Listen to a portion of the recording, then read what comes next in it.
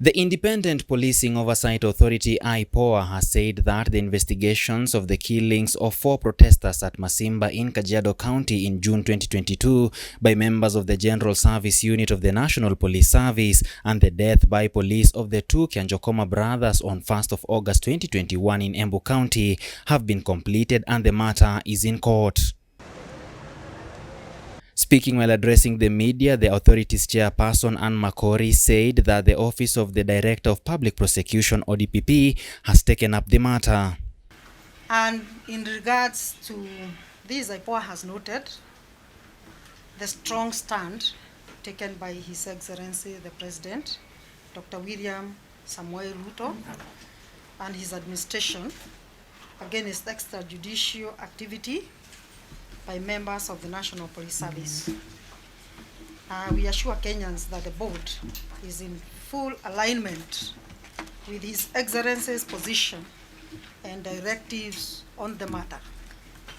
As provided by the Constitutive Act, IPOA has taken up for investigations cases for enforced disappearance and extrajudicial deaths to ensure affected families find relief and closure if the investigations find the police culpable of committing them.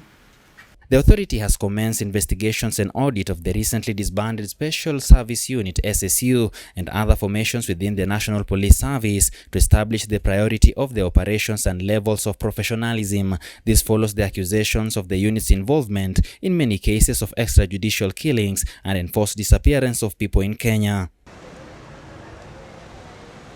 I want to refer you to the sixth schedule of the NPS Act that requires a superior officer who issues whatever order or instructions that are unlawful will take personal responsibility for the same. And then Section 51 of the NPS Act also requires and obligates an officer of whatever rank not to obey an unlawful order. And in fact, that particular person is cushioned from any disciplinary or criminal proceedings where they refuse to act on an unlawful order. However, the authority says they face challenges in administration of their duties due to non-cooperation by some members of the National Police Service, noting that working with the Internal Affairs Unit (AIU) in the National Police Service could hinder their chances of doing comprehensive investigations as the police cannot investigate themselves. Also, despite having an independent budget, they are always targets for budget cuts. Upon completion of investigations, which will be expedited observing the principle of impartiality and the rules of natural justice as provided by Section 4(2) of its Act, the authority will publish and publicize its findings and make appropriate recommendations.